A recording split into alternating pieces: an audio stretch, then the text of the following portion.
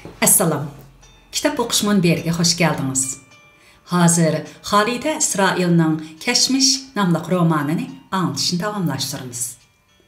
Oldingi anglashimizda Helimihan, ya'ni To'xtiqari bilan birga ketib qaytib kelmagan Husayn Axunning ayoli qo'noqlikda qurolliq askarlar tarafidan etib o'ldirildi. Uning amdila 3-4 yosh kirgan o'g'li Ahmad qarishdan bo'lib qoldi. Zeynep öz turmushining shu qadar jafoliq nomrat ekanligiga qaramay Ahmadni beqib oldi. Xo'sh, roman davomlashtiraylik. 20-bob. Ocharchilik oxirlashgandek qiladi.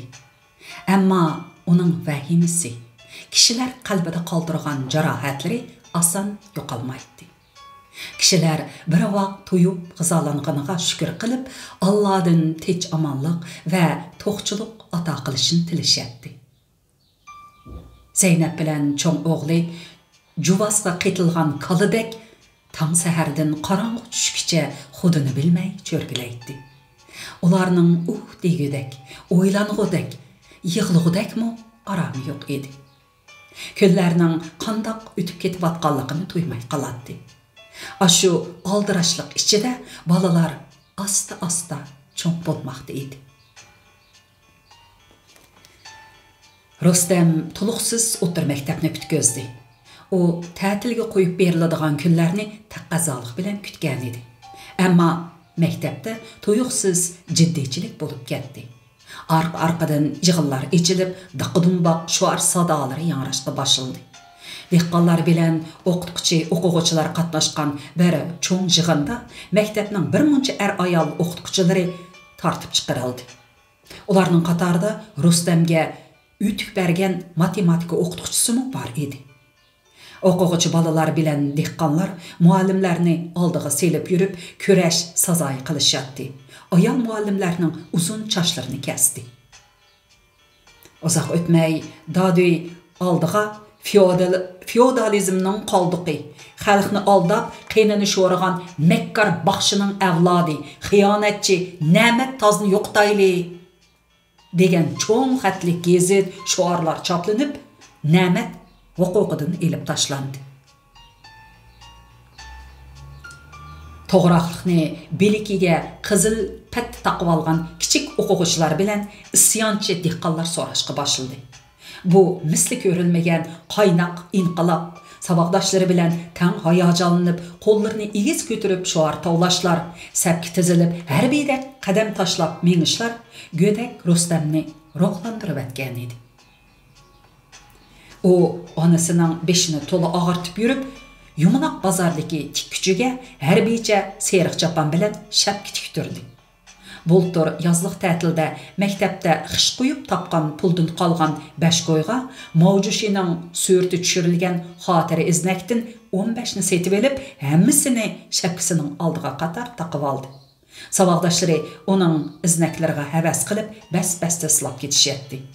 Shunda xo'shal kunlarda u o'zining pomishchining navrisi degan sabab bilan qizil qo'g'dug'uchi askar bo'lib, belikiga pat taqash fursatidan mahrum qolganligini zodila xiyoliga keltirmagan edi. U azaldan oila tarkibini to'van o'ttirdigan deb yozadi. Maktabdagi muallimlarmi uni pomishchining navrisi deb baxmagan edi. Rustam bu ishdan keyin bir necha kungacha ruhsizlanib, qo'yilib yurdi. Saboqdoshlari uninga ilgarigidek yaqinchilik qilmaydigan, uningdan o'zini tortadigan bo'lib qoldi.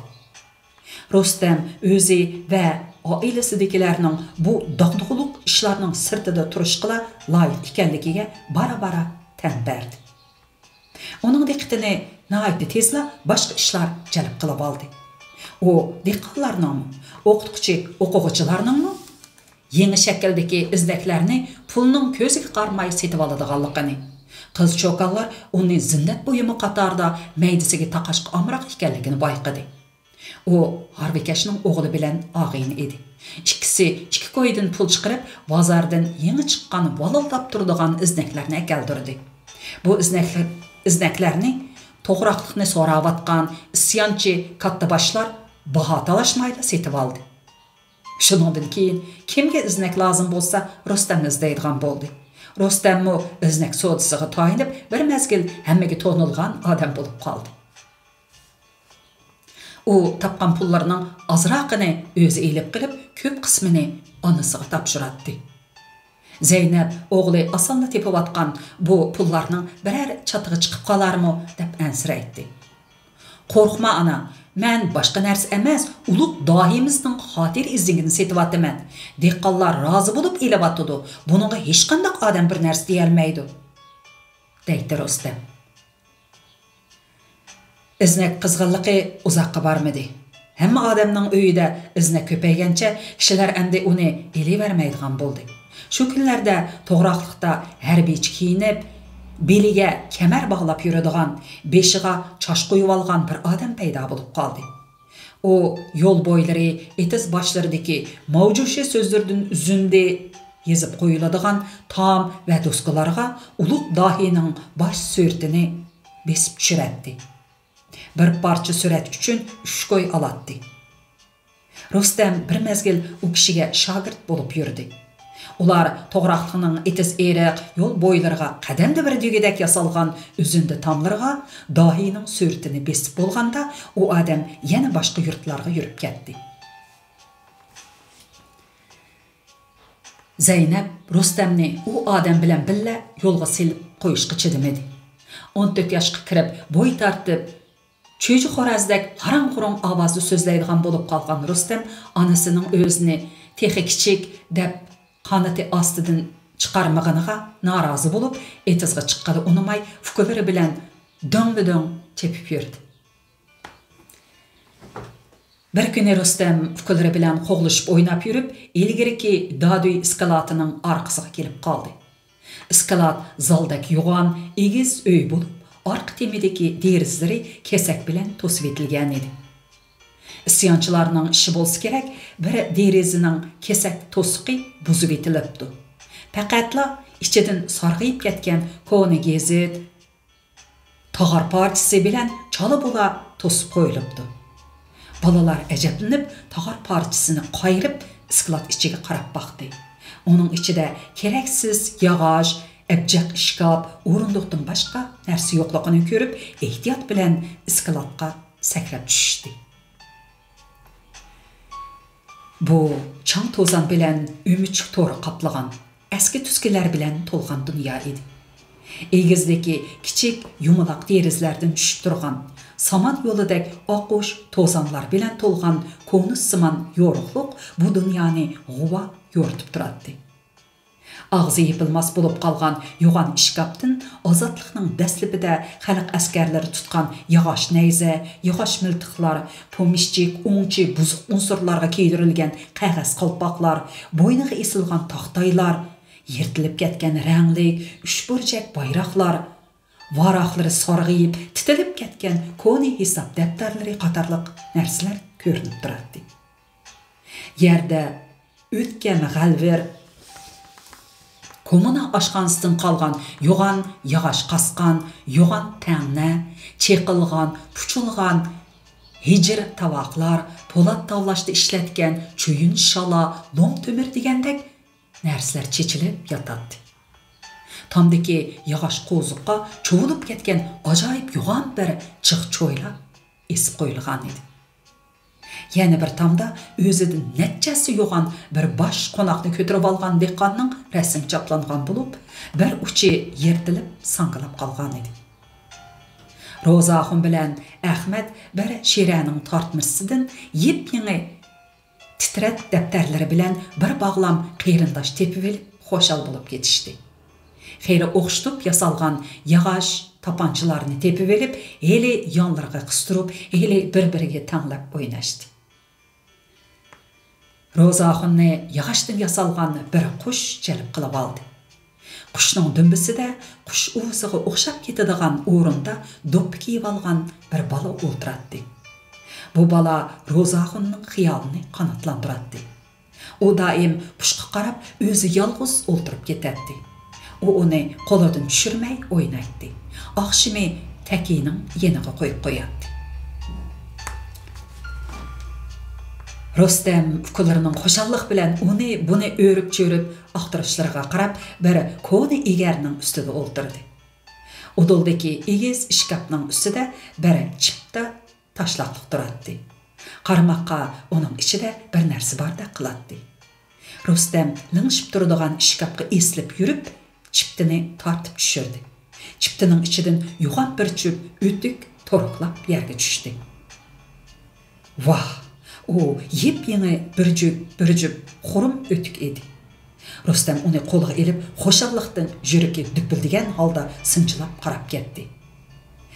Rostam kichik vaqtida dadasining o'choq oldida o'ltirib, qo'y yig'i ham qora gul bilan yog'laydigan kun o'tikiga havas qiladi.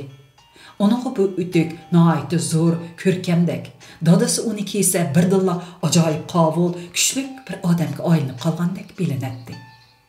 Bu ötük dadasının ötükidan yeni edi, ham parqirab turadi. Ömrida qishda puti issig'idek oyoq kiyib baxmagan Rostamga Xudoning rahmi kelgandek, uni mushu yerga Rostam uchun qo'yib qo'ygandek qiladi. Rostam onu uyiga elib ketib, onasiga ko'rsatmay saqlab yurdi. Qish kelganda gap qilmay kiyib oldi. Zeynep bu o'g'ildan sal xotirjam bo'lolmasimi, uning yeni issiq o'tikka erishganligidan intayin xushal bo'ldi. Rostam o'tikni kiyib cho'ng odamga o'xshab qoldi. Shuningdan keyingi bir necha qishda u sirtda suv qurilishida ishildi. Aşu qattiq soğaq, japaliq emgeklarda bu ötük onunğa acayip esqatdi. Qurban Hayit kech kuzda keldi. Daduy aldığa 15 gün burunla dam ilishqa qo'yib berilmaydiganligi to'g'risidagi uqtirish chaplangan bo'lsa-mu, dehqonlar atigan oqshimi yoshurun tayyorlikqa kirishib ketgan edi. Qo'l ilkida barlar qo'y so'yib, go'shini birer 2 ay saqlab yeyolmaydiganligidan xushal edi.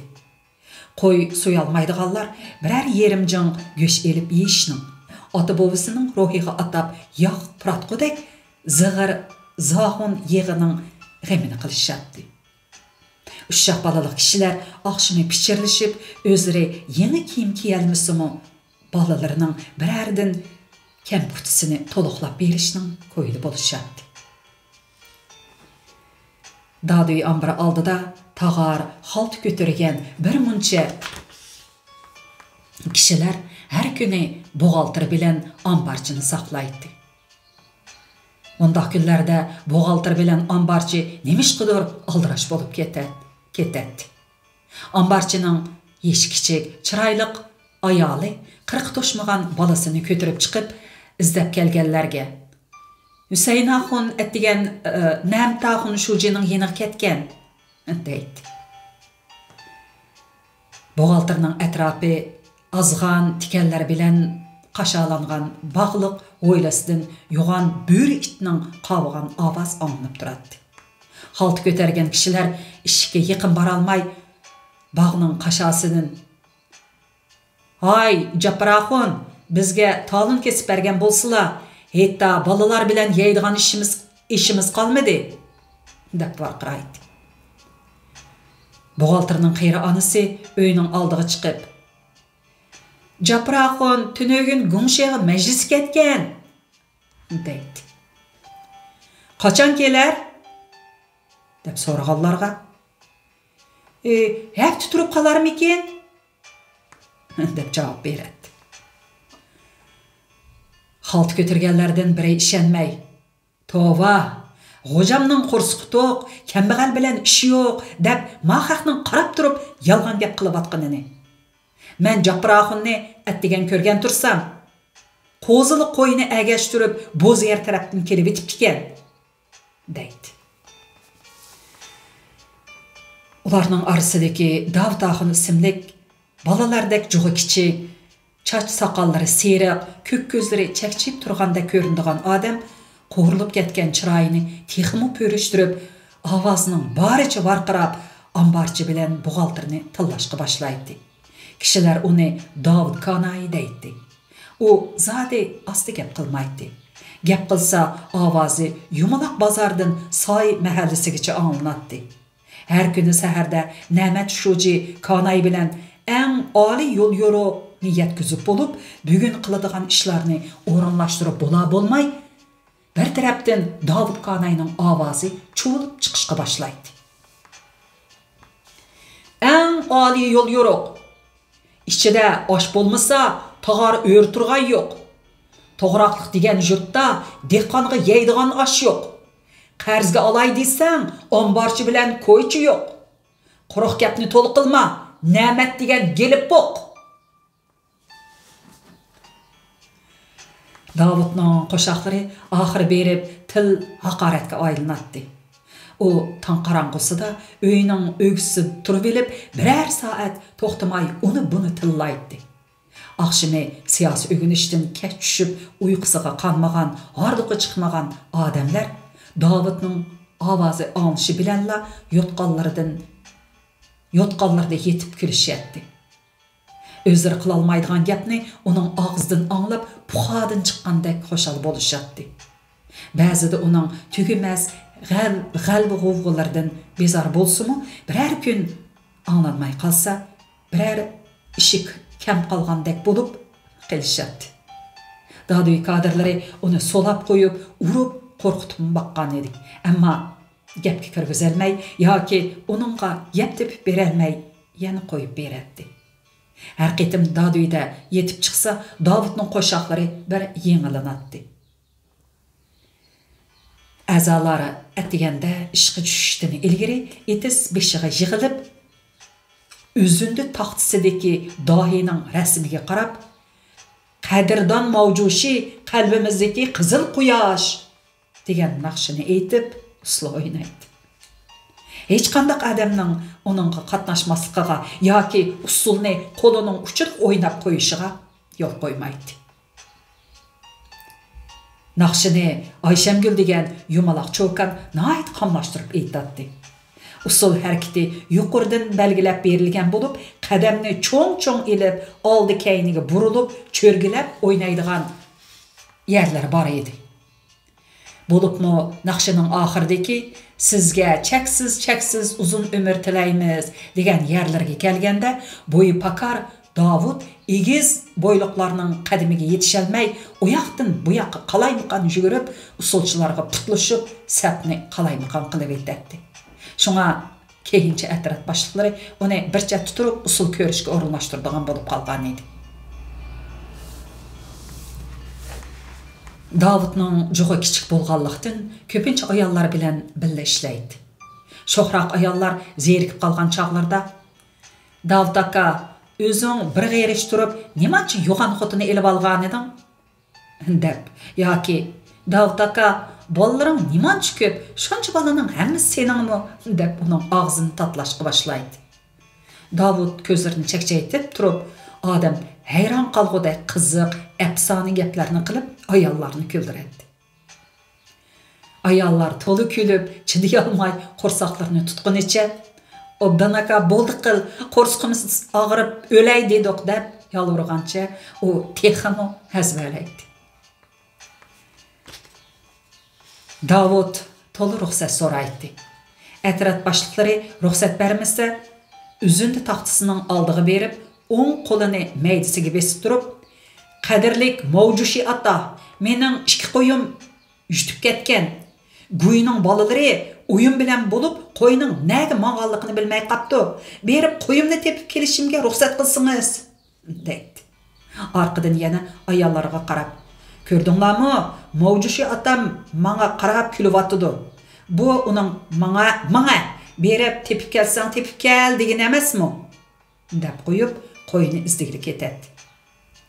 Atsi atrat boshlig'i, "Hey Davud, tunogin nega yo'qolding?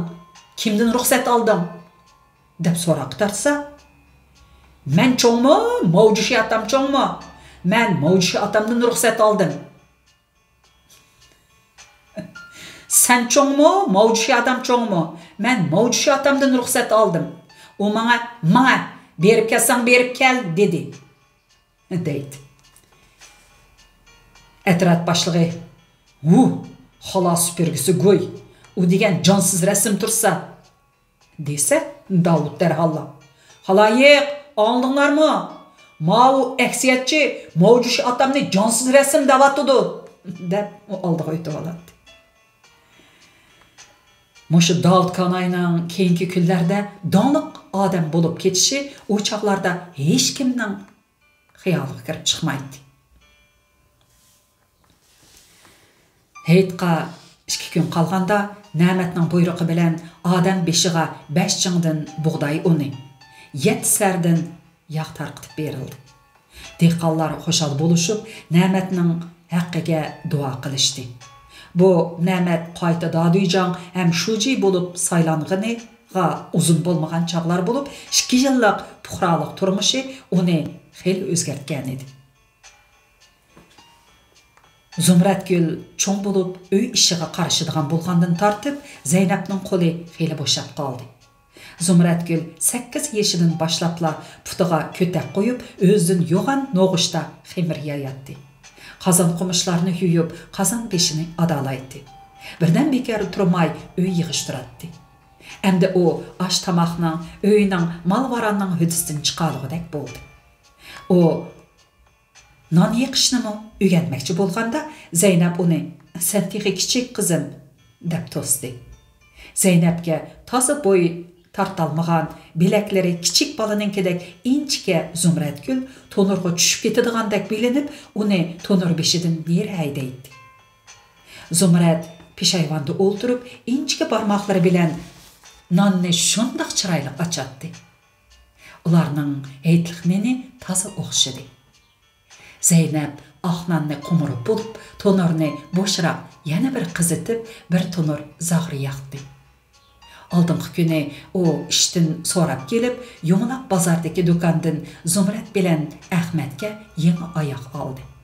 Kirsin, o'tükmeyi, choy, teri puruqi aralashib ketgan do'kon ayollar bilan to'lgan edi. Pokayga yaqin turgan bir necha ayol chuvuldishib, "Obul Qosimka, yangi kelgan yog'liqdan yana yo'qmi? Bo'lsa, birardan setib bersizlar" deb yolvurishadi. Obul Qosim axun ayollarni xeyli yolvurtib bo'lganda, do'konning ishkirsidan yo'g'an bir bog'lam yog'liq elib chiqdi. Qizil, yeshil, seriq, ko'k rangli katakcha yeb yog'liq birdamdala qo'ldan qo'lga o'tib, setilib az qoldi. Yog'liqlarning biri 2,5 koy edi. Zaynabning yog'liqi xeyli ko'nrab qolgan bo'lsa-mu, yangi yog'liq olg'isi kelmadi. U qo'lidagi 5 koy pulni xuddi bir kim tortib oladigandek mahkam siqindig'icha uyga qarab mandi. To'xtqari hayot vaqtida bollarni ko'tirib yoki yetilab do'konga billa borganlarini, To'xtqarining hamma ayollarning havisini keltirib, o'ziga to'play ilib berganligini eslab xursindi. Ata hit. Hamma odam tuproq beshini yo'qlab, o'lib ketgan yaqin kishilarning ro'yiga atab xatmi Qur'on qiladi, yog' puritadi. To'xtqarining o'z yurtida qabrisimi yo'q. U o'lib ketgan bo'lsa-mu, o'likining nalarda qolganini hech kim bilmaydi. To'g'raqliqda Hilmaxunning qabrisi yo'q. U to'g'raqliqda hamma odam shuar to'g'lab, muallimlarga qo'lpoq kiydirib yurgan kunlarda yo'qib ketgan edi. Zaynab bilan bolalari uni izlab hech yerdan topolmadi. Birer yil o'tganda Turdiqari kechasi uyga bir necha qariyni boshlab kelib, cho'ng dadasining ro'yiga atab Qur'on o'qitdi. Zaynab ularga cho'chir etib berdi. U nazr qilish, nikoh o'qitish cheklangan yillar edi.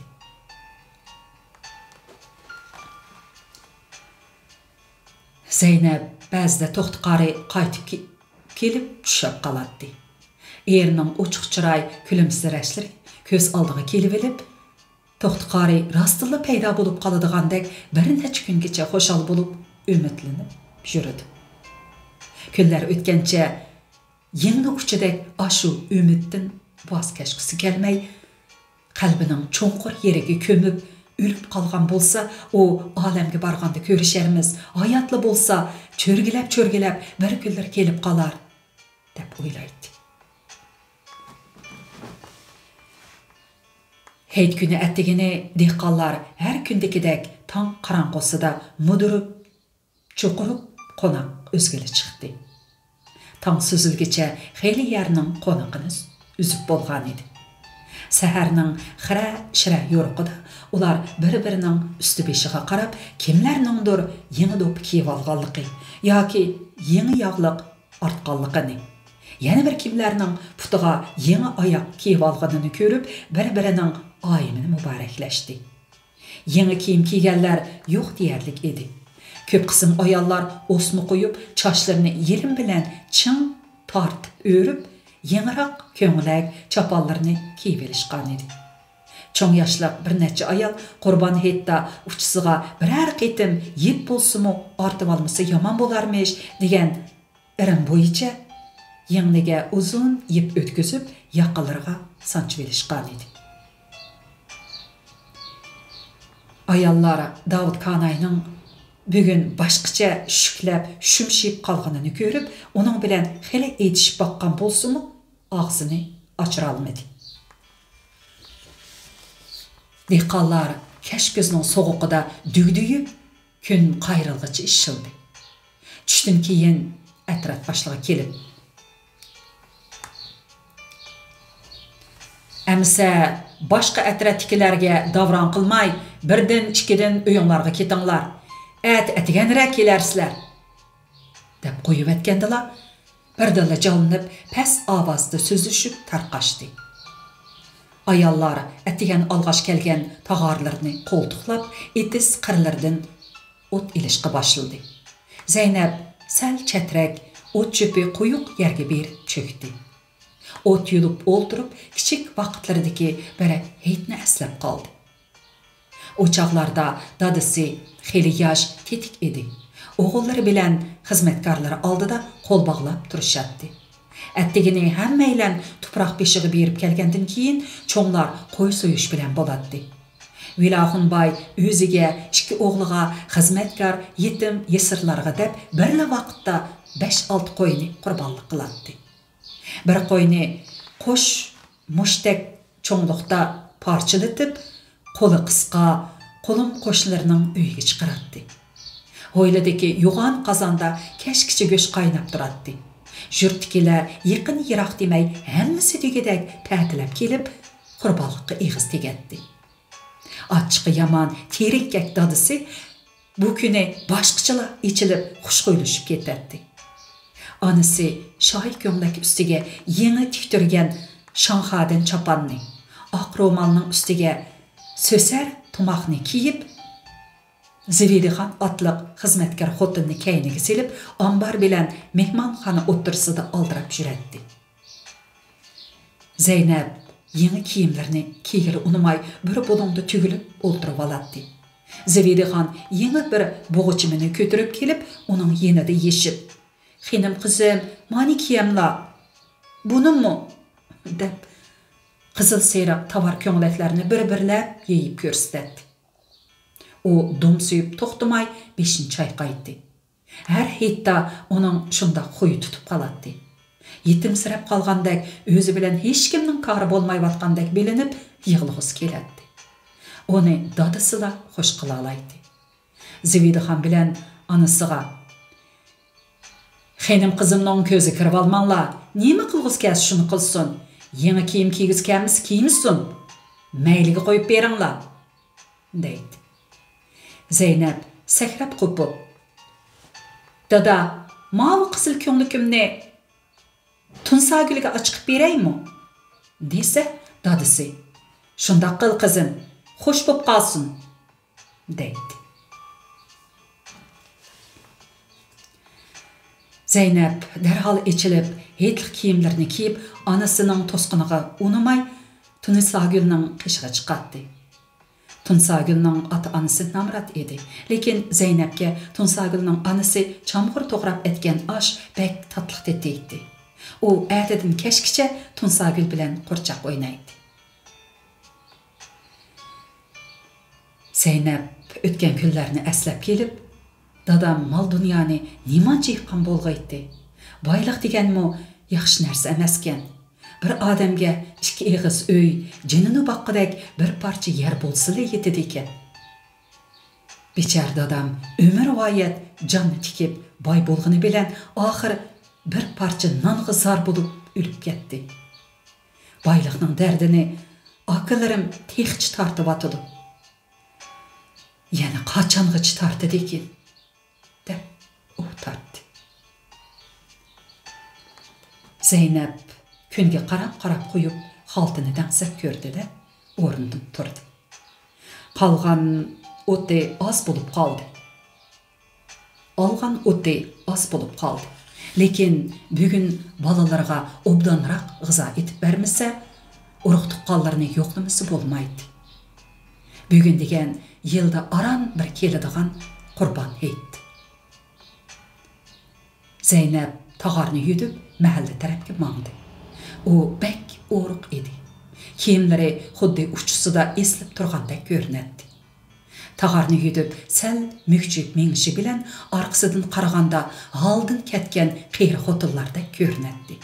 Amaliyotda u texi emdala 32-33 yoshlarda edi.